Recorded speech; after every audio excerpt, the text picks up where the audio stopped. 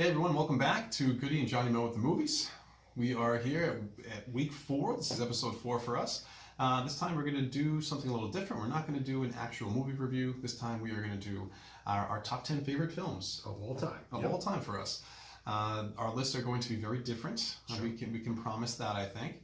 But they're unique to us. So it gives you a little more insight about where we come from when we say which films we like and which ones we may not. Yeah, I think it'll actually be very exciting because, going through favorite films, can have a lot of variety. These are not necessarily the best films ever made or the greatest films ever made. It's, your favorite films, and they could be anything. Right. It's just the movies that you love the most. They could be 4-star films, or they could be critically a 1-star bomb. You never know. Sure. But to you really enjoy the film, so that's all that really matters in the end. For a large portion of my life, Pee-wee's Big Adventure was very high on my list. It has since dropped off dramatically, but go back about 25, 30 years ago, it was easily in my top 20. And I thoroughly remember reading a movie review that gave it a half of a star, which I thought was hysterical. I've never seen that before. And I was like, are you kidding me? It was great. It was fun. Anyhow. Now, for the people that don't know what Pee-wee's Big Adventure is, please go and watch that movie at some point in time. It is actually a very funny movie. Yes. Not well, probably critically received, but still worth watching in my opinion. Mm-hmm. So before we get started, our traditional drink of the day. Yes. I am partaking of a very fine Mexican beer called Modelo, but the Negro Modelo, so the dark version, out of the bottle. This is actually my favorite Mexican beer, although I do enjoy a Corona with a lime, not with a lemon, and on occasion a Dos Equis. I much more further prefer the Negro Modelo. Tonight I am drinking a Sam Adams seasonal called Cold Snap. I really enjoy a lot of Sam Adams seasonal ales, particularly their winter ales. They have a bunch of different ones that I really enjoy. White Christmas is one of my favorite. Their winter ale is actually pretty good, as well as their Cold Snap. So that's what I'm drinking tonight. And to that, I say cheers. Cheers. Cheers to you guys, and I thank you all again for tuning in. Absolutely. Hopefully we get some more subscribers and more views on our previous episodes. Hopefully this one is well received as well. If you like this, guys, give us a nice thumbs up. Leave us any comments down below. We promise that we're going to try to reply back to any responses that we get. We do love interacting with everybody. So please, right away. All right? So I think that, John, I'm going to let you lead this off. Okay. We're gonna alternate, which is fair. I actually have. I've been keeping a list of my top 100 favorite films of all time. I've been maintaining this list for about 30 years now, and they are actually in order. I do have a number of honorable mentions that go on after that. The most recent movie that cracked into my top 100 was last year when I saw Black Christmas for the first time from 1975. That debuted at a big spot number 25. But for the most part, most of these movies have been on my top 100 for quite a long time. And you've been trying to get me to watch Black Christmas. Yeah, we are going to watch Black Christmas, and we are going to review it. Time is a finite resource around here, so that will happen at some point. It'll probably be a late viewing, but we're going to make that happen. And that's okay. So I will start. I'm going to do a countdown. We're going to do a countdown back from number 10 all the way to number 1. We'll probably talk a little bit more about our number 1 films.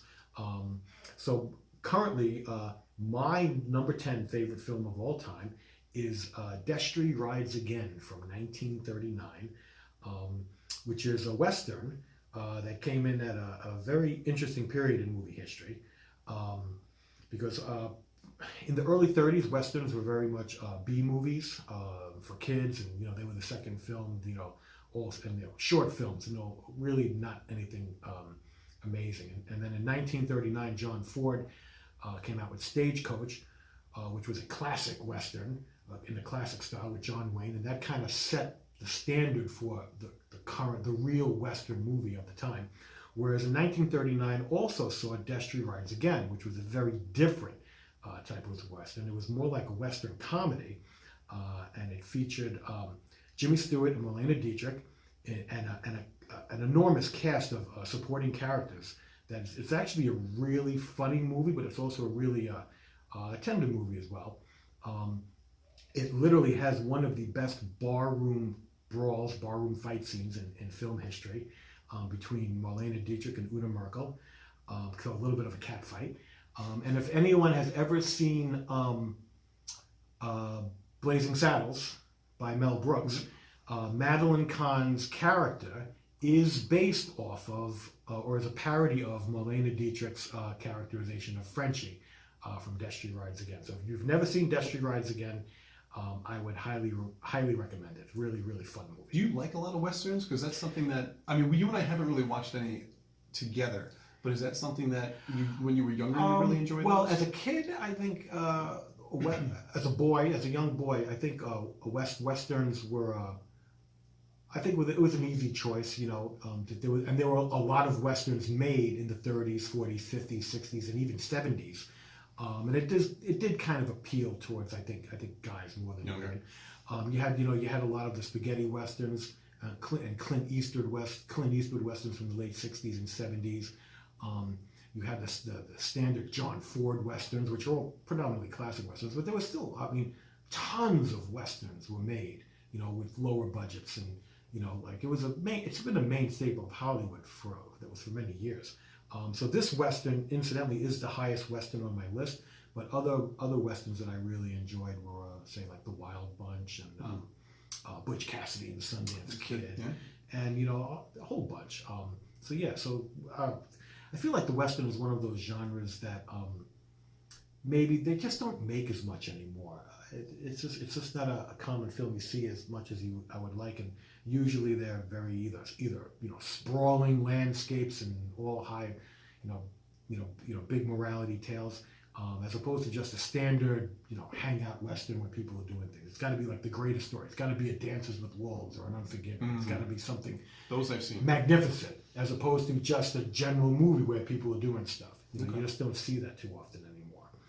So again, to me it's one of the genres I think has, you know, really kind of fallen back from Hollywood, where it used to be a main staple for many decades. Yeah. And those that's have since slowed, and every now and then we get a good Western that comes out, but nothing big in probably years. Nothing really spectacular. I mean, like I said, the most modern day Westerns that I think have gotten the biggest acclaim, I think is probably Unforgiven. Oh, in the 90s, yeah. Dances with Wolves is a little bit earlier than that. Mm-hmm. And again, these were considered 4-star movies, nominated for Best Picture of the Year and things like that. Dances with Wolves actually, I believe, won Best Picture of the Year. I'm sure Unforgiven was nominated, but I know Unforgiven did win some Academy Awards. So I look forward to when Hollywood, you know, really starts doing more things and exploring more stuff. You know, maybe trying to do a little bit more black and white movies, going back to, you know, getting back to some genres that have been neglected in the past. You know, more musicals, more non-animated musicals, because a lot of the animated films are musicals, but more westerns and things like that. You know, a little bit more, just more diversity as opposed to the same type of movie being made over and over and over again. So with that, I will pass off to Chris, and he will talk about his number 10 movie. My top 10 is a little different than John's in that John has obviously thought out his top 10, but also his top 100 for a very long time. When I'm making out my list, I've always known kind of like my top like 3 or 4, but it's actually kind of hard to sit down and actually make a top 10 list. I suggest you try it, because I feel like after you hit the first couple that you know that you could watch them at any point in time and you'll always love them, it does get a little challenging. So my top like 3 or 4 are probably in order, and then the rest of my list, probably not so much. So I could probably move some of these around if I really wanted to, although I would still say these are all in my top 10. So with that, what I have ranked at number 10 is the original Halloween from 1978, John Carpenter. This I remember being one of the first horror movies I ever watched when I was a kid growing up. I remember it scared the hell out of me when I first watched this film. and that kind of started off my like love of horror films. I really do enjoy watching a good horror flick. John knows this, that in the whole month of October, I love to watch different horror films every week. Some of the old classics from the 70s and 80s, your Halloween, your Friday the 13th, Nightmare on Elm Street, some of the originals, something a little more recent like the Scream series, and then even back from 2017's Stephen King's It, the new It movie that came out. I really enjoyed that, and I'm looking forward to the sequel. Well, this particular Halloween, past Halloween in 2018, yes, Chris actually invited me to kind of celebrate the horror fest. So we kind of alternated back and forth for a little bit as best as we could. And I was like, basically, and I kind of knew what type of movies Chris was planning on seeing, or suggesting on watching. And he actually, I think, wound up watching a bunch of them without me because I could only get here so many times in the month of October.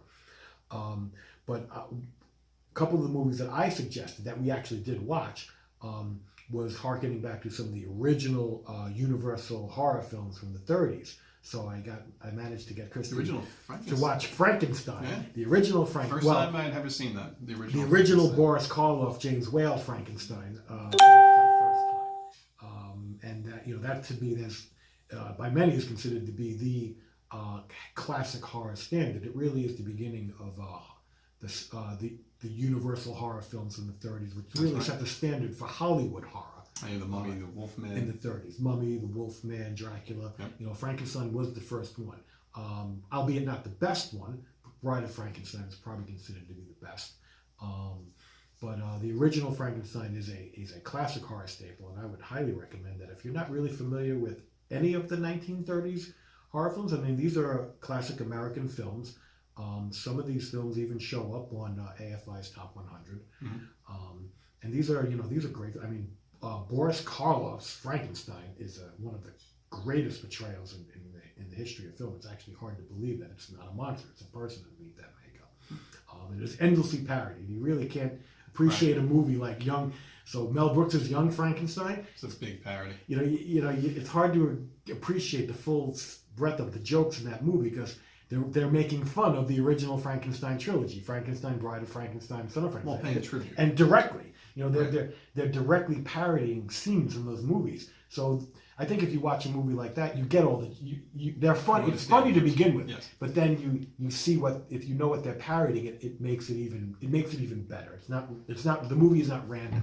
And every Halloween, every October 31st, I sit down and watch the original Halloween at some point during the day. I've been doing that for many years. Michael Myers kind of just scares the crap out of you in that movie. Just how slow and methodical he seems to move. He doesn't get fazed really by anything. But just the simple fact, it's such a simple film when you break it down. It's not a lot of blood and guts in this film. Very little to none. There really isn't. It's not a lot of like gruesome deaths.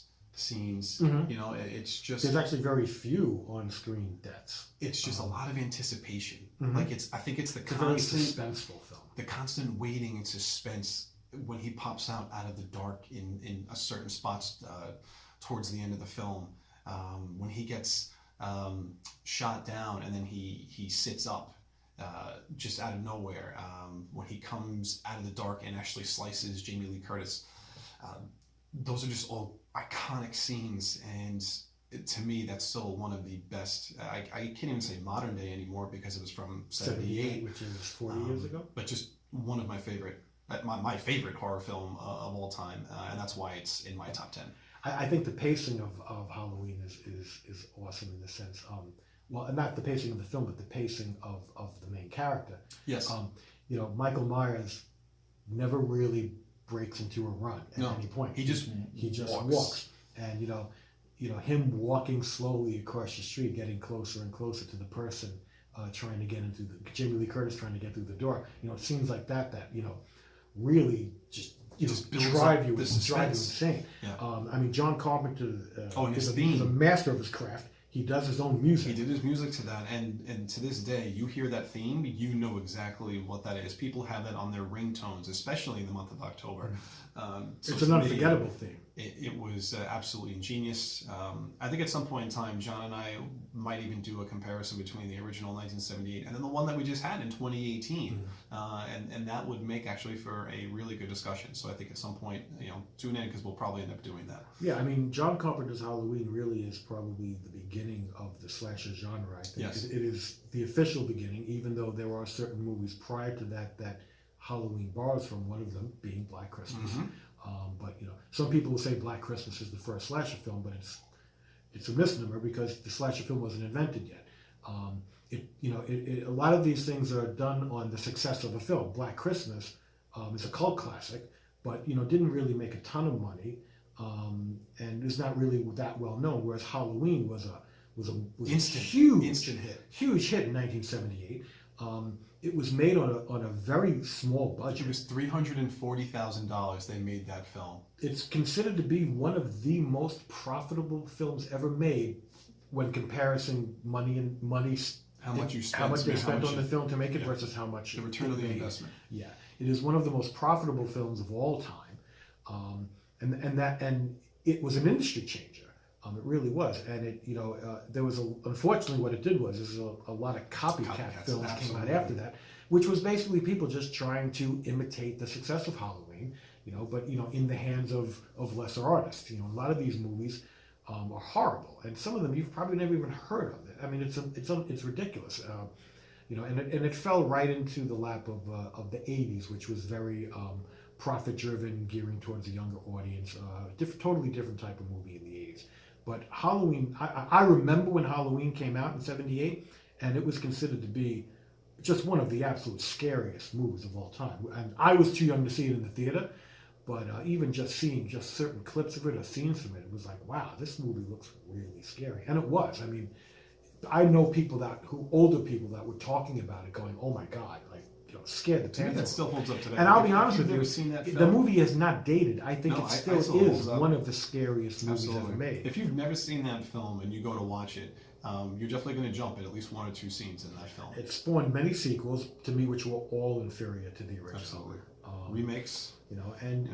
John Carpenter's use of music is staggering, and that's one of John Carpenter's signatures. Almost all of John Carpenter's movies has had a signature theme, whether it was Escape from New York or The Thing, so yeah, I mean, we could talk about Halloween all day. So that was my number 10. We'll go down. So then you're 9. What do you got? My number 9 is The Lord of the Rings. And most of you will say, oh, Peter Jackson's Lord of the Rings. No, not Peter Jackson's Lord of the Rings.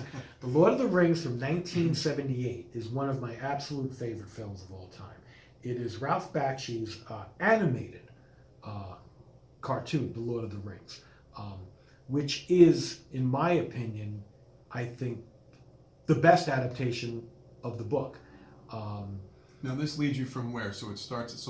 So people that don't know this film, right? So if you're going by Peter Jackson's films, right, where it's The Fellowship, Two Towers, and Return of the King, where does this start and end? The animated Lord of the Rings from '78 is basically all of the Fellowship of the Ring and the first half of the Two Towers. The movie I believe the movie is under 2 hours. It covers 1.5 books, and in my opinion, covers them in more detail than Peter Jackson's films, which are much longer. There is no wasted space on the film. There is no downtime. It is more faithful to the book. It throws very little in terms of additional scenes for content for just for crowd pleasing. It has great voiceover. Gandalf's their version of Gandalf in the film is absolutely fantastic. I think there are some people out there that are aware of some other animated Lord of the Rings films from the 70s, so just be wary of that.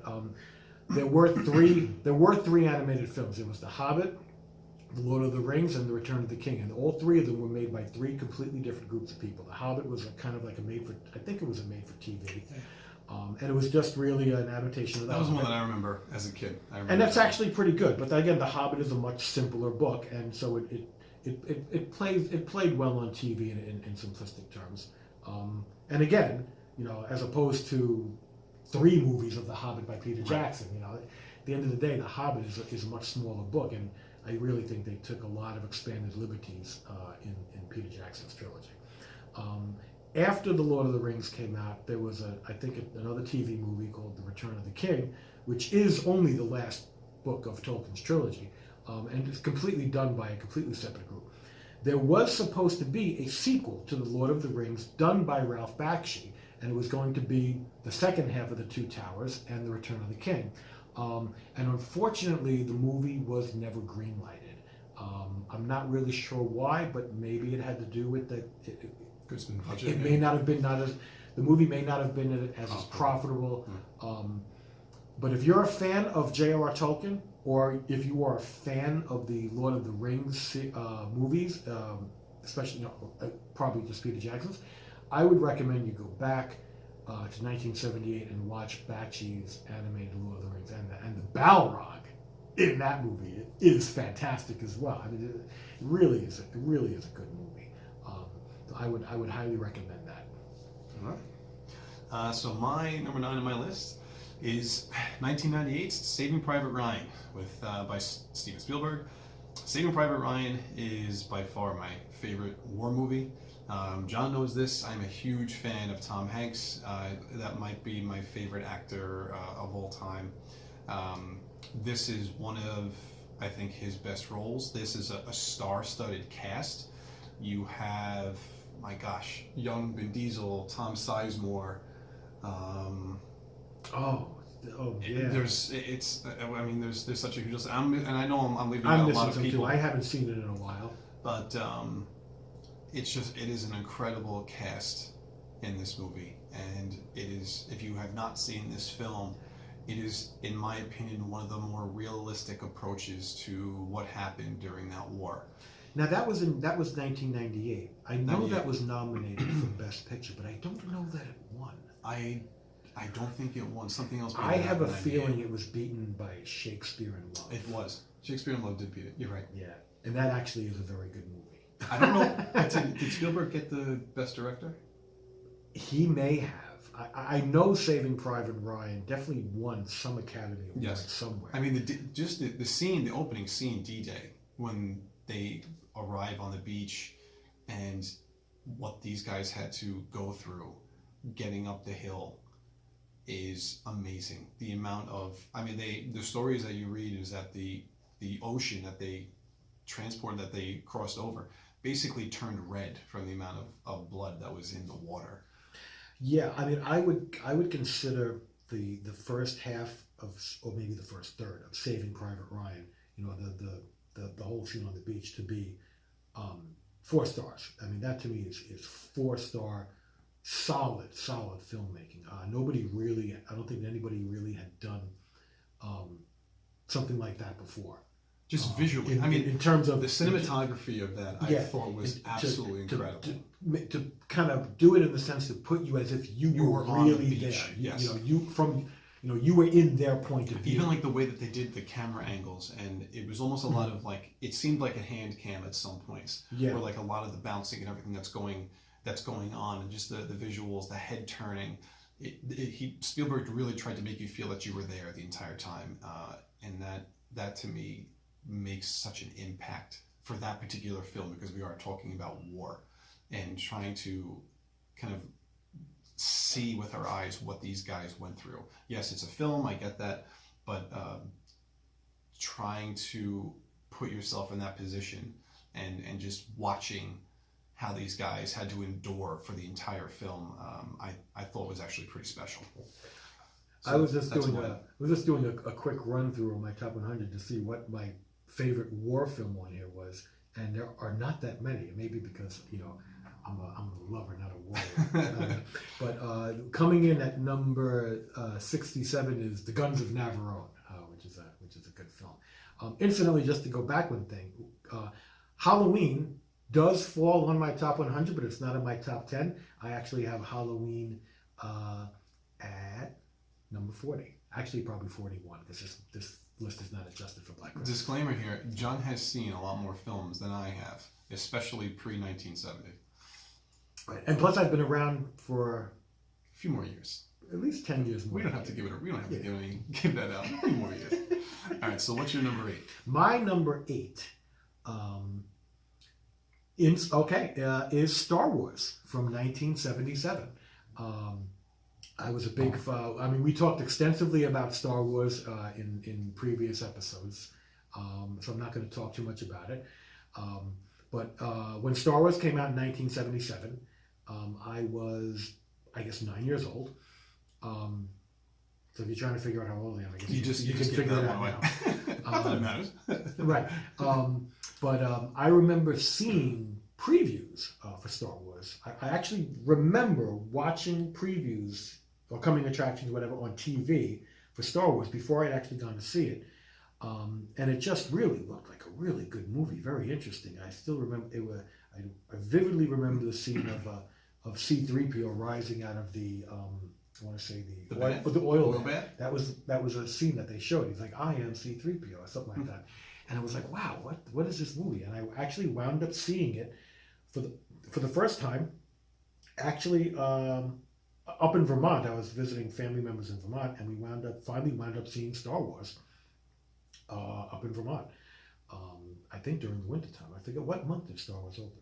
That was May 25th, 1977. So it would not have been in the winter time, but I must have been up there for something, because I remember seeing it with my brother and my dad and my uncle, and that was definitely up in Vermont.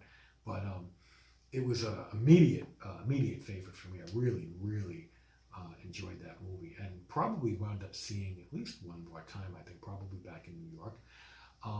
And I definitely went out of my way to see it when it was upon re-release. When they, I don't know if it was special, like the special edition is better than me. But they re-released it in '80 before Empire came out, because in for those of you that don't know this, and when they originally released it in '77, it was not called A New Hope. The opening crawl just starts off with. Does it say episode 4? It's a time of Civil War. What? Does it say episode 4? No, it doesn't even say episode 4. That didn't happen until Empire Strikes Back was coming out in '80. They re-released Star Wars and they put on it episode 4, A New Hope. Yeah, and I probably saw it Civil War. in '80. I don't remember for sure, but I could see like all the kids in my class and all my friends. We loved Star Wars. So I saw Empire: Return of the Jedi when they both came out, but I definitely saw the special editions when they were re-released. Yep. And it was just seeing Star Wars on the big screen, whether it was the original version or a special edition, is really just pure cinematic joy. I think Star Wars is one of those movies that really is a great movie for all ages. So it drives me a little insane sometimes when you kind of hear some older people who are really stuck in the past, and they've seen Gone with the Wind 37 times, and you're like, have you seen Star Wars? And they're like, oh no.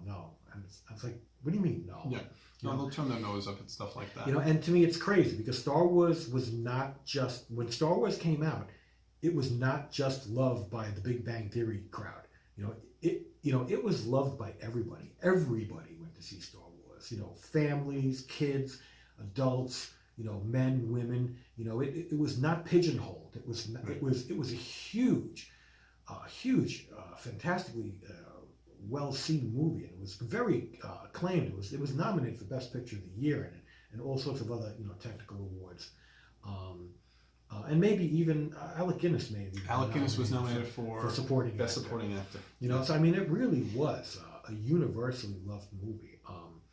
So it does drive me nuts, because I can talk about Gone with the Wind with all those people, but they can't talk to me about Star Wars, and as far as I'm concerned, that's their loss. Yeah, that's a one-sided discussion. Yeah.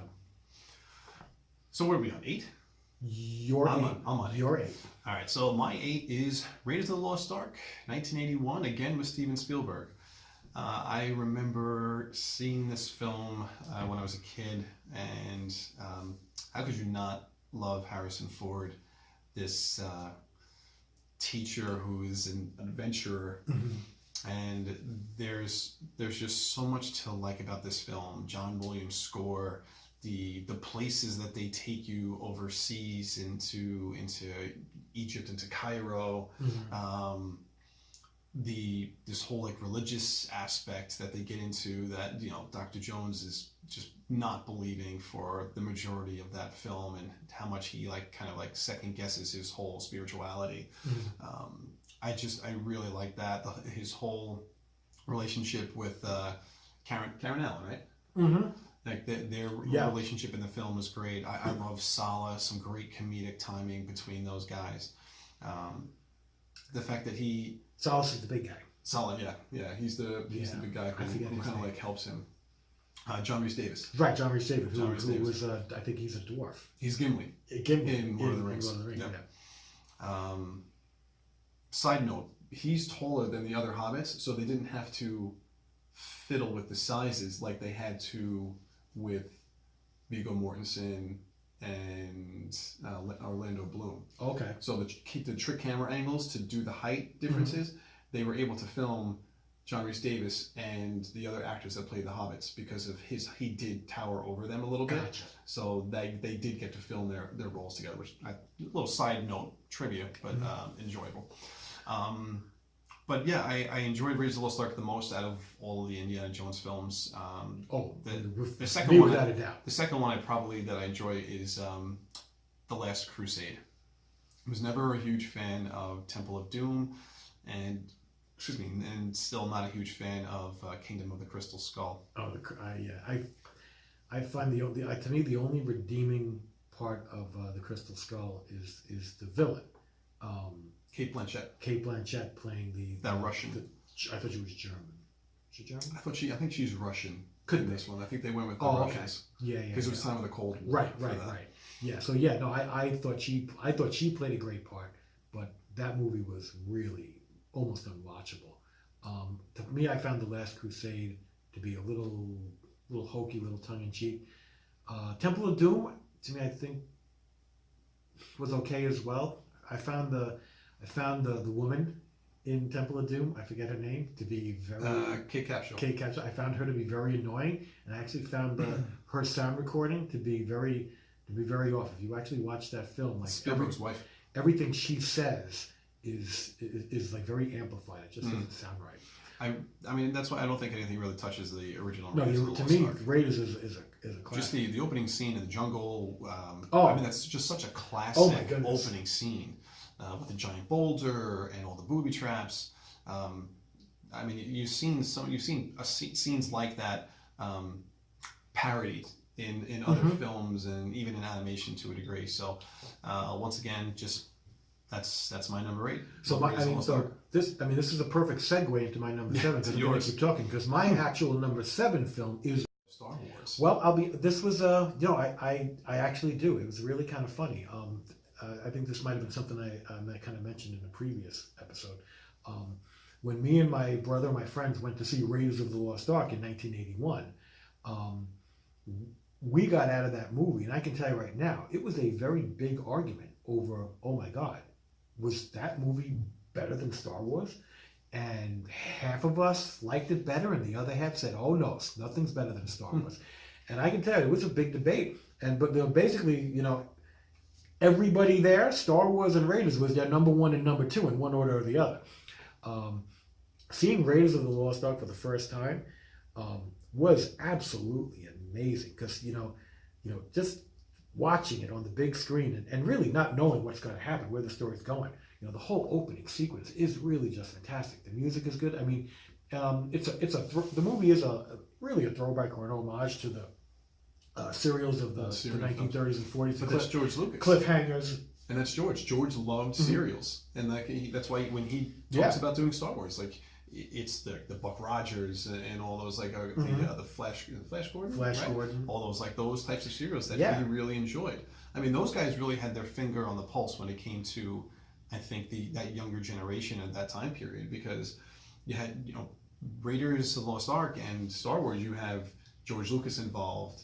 John Williams doing the scores for both of those. Harrison Ford being involved, being in two huge franchises. You know, I mean, Spielberg, you know, that being again one of his more successful films at the time. You're just kind of seeing this kind of like these guys really come into their own. Yeah. And just you see how George is a great storyteller and Steven is such a great director. Yeah. The two of those guys together, I think I would have loved to have seen Spielberg direct a Star Wars film. Like, can you imagine like George writing something and then Spielberg directing it? To me, that would have been a match made in heaven if the two of those guys could have collaborated on that. I almost wish we could have seen that. And it's really hard to recreate like the sense of amazement for certain scenes, seeing them for the first time. When Harrison Ford flips up the date into the air. Yes, and you know it's poison. Yeah. You know, you don't know what's going to happen. What's going to happen? Yeah. And you know, he catches it, and they show the dead monkey. The monkey's great in the movie for the scenes that he was in. It's like bad dates. When the big guy comes out with the sword, doing like you're sitting there like, oh man, it's going to be a showdown. Yeah. And then Indiana Jones just pulls out the gun and shoots him. Like nobody was expecting that. Do you know it was absolutely hysterical? Do you know why that scene was written that way? Why? That was not the original scene. Really? The original scene for that was Harrison was supposed to have a big sword fight with that guy. But what ended up happening was Harrison showed up that day to film, and he was sick as a dog. He had the flu. So, so well, why don't I just shoot him? Spielberg's like, how the hell, like, what are we going to do? You know, he's going to George. You know, that he's supposed to have this huge sword fight scene. He's in no shape to do that. So George just goes to him. Well, what if he just pulls out his gun and shoots him? So that's how they came up with it on the spot. That I didn't know.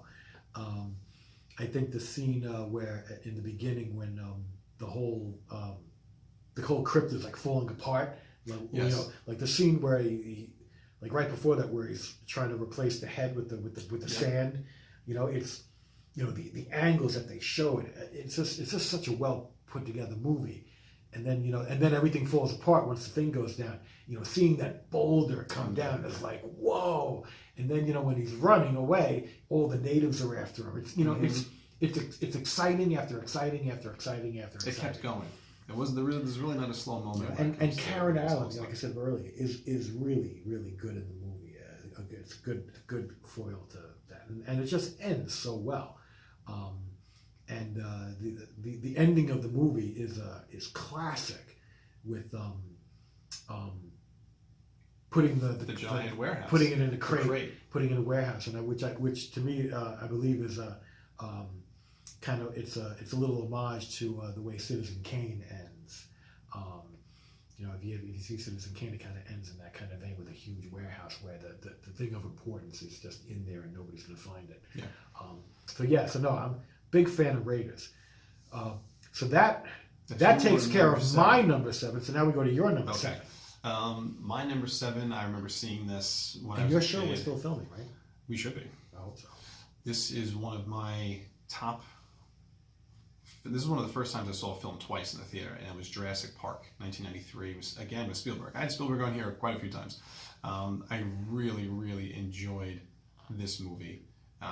The dinosaurs. I was such a dinosaur fan as a kid, and seeing these creatures alive on the screen, how ILM did this was to me that was a masterpiece. Like, these dinosaurs looked so real. There are some people that don't like the story as much, but just the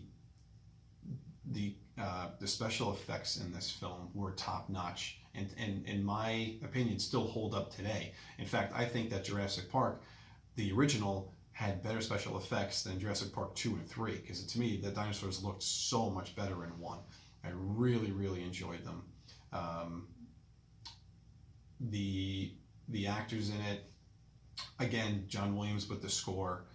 You had some nice little comedy with the young kids that were involved. Just seeing Samuel Jackson, he had a nice little role in there. I don't remember Samuel Jackson. Yeah, he's one of the computer guys at the desk inside Really? the main headquarters. So hold that thought for a second. I want to make sure that we are still filming. Yeah, let's see. Right, we gotta be, right? We're still going. Oh, good. I did not see Jurassic Park when it first came out, and it was actually, I think, many years later before I finally saw it from beginning to end. I do understand that it was a big milestone in film technology. Yes. With special effects and I think CG and stuff like that. To me, I found the story a little hokey, but it was more for, the story was really for entertainment. I found the repetitive theme, the underlying theme, to be a little annoying after a while.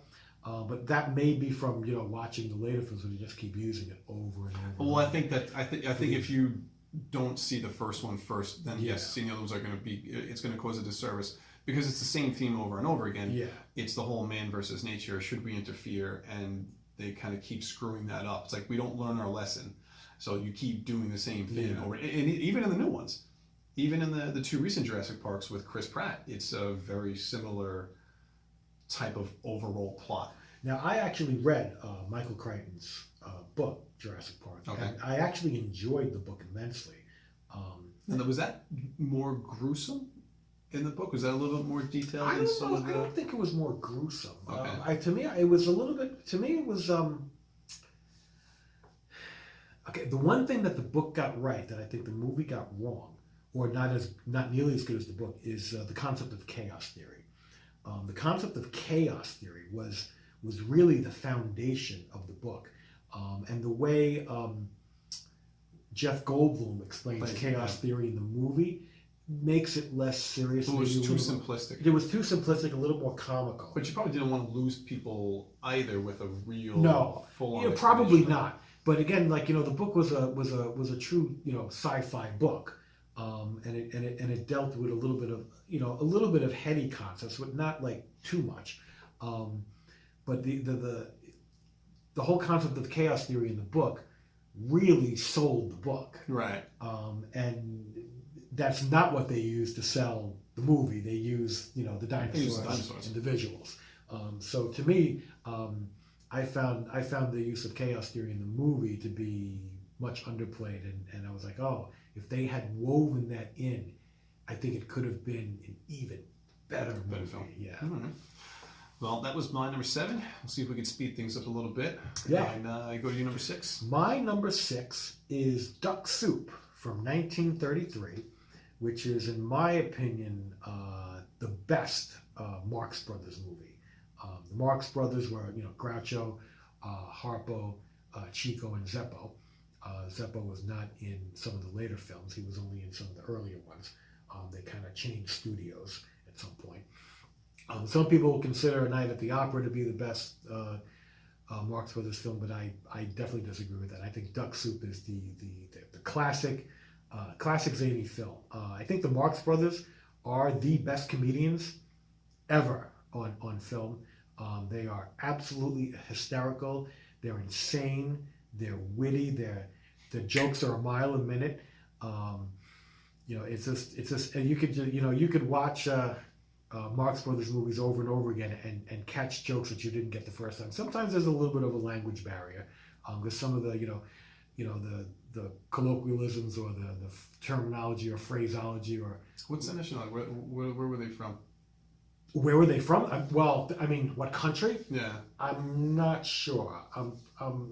I'm pretty sure they were Jewish. They grew up in vaudeville, and they had a vaudeville act. That's what the success of their vaudeville act is what got them to start making films. And apparently, being on the set of a Marx Brothers film was supposed to be absolutely insane because they were jokesters and tricksters, and they did all sorts of maniacal stuff. And back in the 30s, the structure of the studios was kind of a little loose because it was pre-code, and you could get away with a lot more things. So they used to do a lot of on-screen antics. They used to go in completely different directions that they were supposed to. They ad-lib a lot of stuff. They do a lot of jokes and stuff. They were probably a director's nightmare, but they were pure comedy magic and genius. There's just so many great. You could watch any of the Marx Brothers movies, and they're all really funny. Some of them are definitely better than others. I think their earlier ones are the better ones. Monkey Business, Horse Feathers. I mean, and Duck Soup to me, I think are priceless. All three of those films are on my top 100, but Duck Soup is much higher. But those are just really, really funny films. If you're not familiar with the Marx Brothers, I think they are very considered to be one of the greatest comedy teams in the history of film. You know, easily up there with Laurel and Hardy, Abbott and Costello. Maybe not rivaling the genius of Charlie Chaplin or Buster Keaton, but just in terms of sheer funny movies, whether it be verbal humor or physical humor. And they're certainly not slapstick like the Three Stooges, where there were basically the Three Stooges is, in my opinion, just a lot of physical humor, slapping and violent and all that stuff. The Marx Brothers are just, they're just absolutely hysterical. So if you're not familiar with the Marx Brothers, there's only about 12 movies that they've made. Start from the beginning and go to the end, and there'll be a lot of fun. But yeah, Duck Soup from 1933. It's a classic. My number 6 is what I believe to be one of the best action movies of all time, Die Hard, 1988, John McTiernan. I remember seeing this for the first time. I was probably like 9 or 10 when I first saw this film, and I remember watching this at I think with like my aunt and my uncles, and it was kind of like rated R, a lot of foul language. I'm this, I was the oldest nephew, so I'm sitting in there watching it, and I'm like, oh my God, they're really letting me watch this film, because there is a lot of violence in this movie, a lot of shooting, cursing. No nudity. There was a slight scene of nudity. Oh, in this movie, in the very beginning. Scene when they break couple, in, the couple and the is couple's in in the room, okay. in the side office there. But a little bit of butt cheek, I guess. Yeah, a little bit more than that actually. There's there's definitely some boob there. Oh, okay, yeah, that's right. I still believe that this is a Christmas movie, and this is always a debate every single year. Is Die Hard a Christmas movie? I 100% am on the side of that. This is a Christmas film. It takes place on Christmas Eve at a Christmas party. Christmas themed music is in this. There are Christmas decorations not only in the main party area, but throughout the building. There's a lot of Santa Christmas Claus jokes too. and some Christmas jokes as well. So once again, for the people that doubt that this is a Christmas movie, no, I'm sorry, it's a Christmas movie. It's not a traditional feel-good family Christmas film. Right, it's not that type of Christmas. This is not a Home Alone. This is not It's a Wonderful Life. But to me, this is a Christmas film based on the events and everything that takes place on the night of Christmas Eve. I mean, to me, it is. I think it's. First, I mean, I think it covers both genres. I think it's an action movie. I think it's an action movie first. Oh, hands down. And it takes place on Christmas, but it's I'm not putting it in the genre of a Christmas film. Right. I'm just saying that it is first and foremost, it's an action film. Yeah. But I'm just saying, it's an action film that takes place. And it doesn't. It just doesn't take place on Christmas. Christmas is woven into the film in so many ways throughout that's why I think it the argument is enough to say that it's you can't deny the presence of Christmas in the film because it's consistent and it's on purpose. Yes. With everything that they do. I think the funny thing about people watching Die Hard retrospectively is if someone's watching Die Hard today for the first time, I don't think they get it. In the sense that I think people watch it and they go, a Bruce Willis action movie. Okay. No, this was when Die Hard came out. Bruce Willis was not an established star. He was in a TV series called Moonlighting. This was not like what people weren't going to see Die Hard going, oh, let's see the new Bruce Willis movie. Right. This Bruce Willis made Bruce Willis. Was not that he was nobody, but he was not what people think of him today. This was the movie that put him on the map. And he did all sorts of movies after that action. And he was not the first choice for this role. It's very interesting when you find out some of the behind the scenes to this. And actually, I didn't even know that until John and I, a couple months ago, we actually got to see Die Hard on the big screen. Yes, and that was the first time I saw it on the big screen. I did not see it when it came out. It was 25th, what was it? Came out in 88, no, 30 year, because we saw in 2018. It was a 30 year anniversary. And there was, someone just talking before the film and talking about how Bruce Willis wasn't even the first person that they wanted for this film. There were a couple of other actors that they ended up passing on for some reason, or they couldn't get, the person didn't want to do it. So someone basically approached them, 20th Century Fox, and was like, hey, you know, what about this guy, Bruce Willis? And Bruce came in, and when he did his test screening, kind of brought a little like comedy to the role that the director and the people involved in this film wanted to really bring across, and the fact that he did it so naturally. They obviously hired him for the role, and the rest is history. Yeah, I mean, if you look at Bruce Willis's portrayal, I mean, it's very bold. It's very sure of itself. Yes. You know, so like, you know, and again, like you watch that movie today, you go, yeah, well, it's Bruce Willis. Well, yeah, you know, but you didn't know then that. he wasn't. Yeah. You know, for him to take that role and do that performance and turn that movie into, you know, a really, you know, kind of a classic in a sense, a modern day classic. You know, especially for that genre. You know, it was a big deal, and it was like, okay, so now, you know, it established him. Absolutely. You know, so big action films like that became like a big tent. You know, that kind of like it wasn't the start of the summer blockbusters. No. However, as far as an action blockbuster goes, I believe like that is one of the earlier action blockbusters. Yeah, very well could be. Now, I had wound up seeing, I think, a lot of the other sequels when they came out, or about the time they came out. Never had seen Die Hard 2 for a very long time. And when I finally saw it for the first time a couple of years ago, I was like, you know, one of those things where it's like, you know, all right, there's a gap here. I've seen every Die Hard movie except 2. I got to see it. I actually hated Die Hard 2. I thought it was absolutely ridiculous. That's the one they don't really show that much either when they repeat the films. You know, I really, you know, I thought that was a horrible follow-up to the film. It was completely absurd and ridiculous, and to me, a lot of it just didn't work. Whereas some of the later Die Hard films, I think, worked better. I like the one with Samuel L. Jackson too. Die Hard with a Vengeance. That was the third one. I really do enjoy that film. Yeah. But just like overall, just such a great action film. And who plays Hans Gruber? Same guy from the Harry Potter films. He just recently passed away maybe a year or two ago. I forget his name. Oh my gosh, that slipped my mind. Loved him. He is such a great actor, and he played a villain so well. Reginald Del Johnson, who plays the cop, who's played a cop in multiple films. I have my book. Who's played a cop in multiple films. I think he's fantastic in this as well. So that whole like, you know, buddy that they had going on. One guy outside the building, one guy inside the building. I thought their connection played out really Alan strong. Rickman. Alan Rickman. Love Alan Rickman. So good in this movie.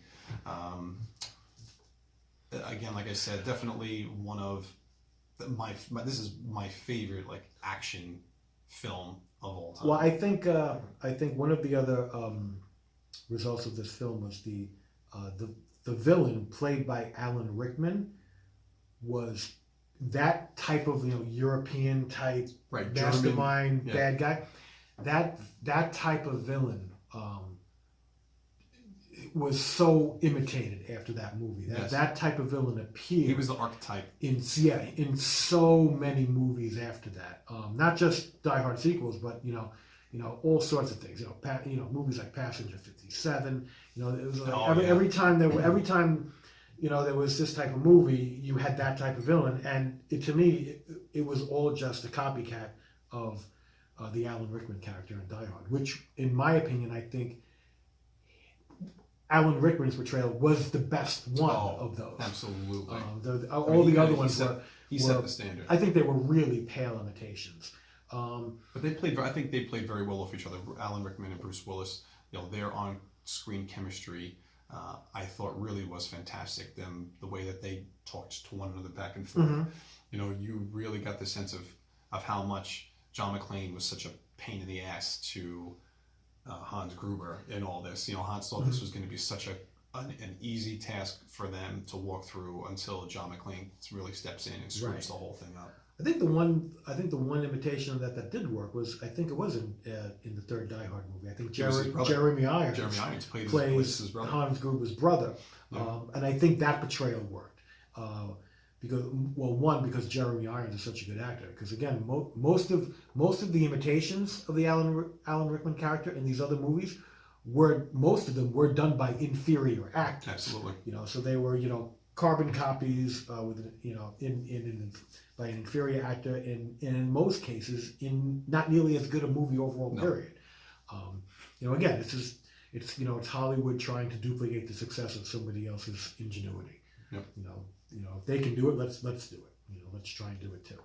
So I think that's our 5 through 10. So I think what we're going to do right now is I think we're going to take a little break, and I think we're going to come back with our top 5.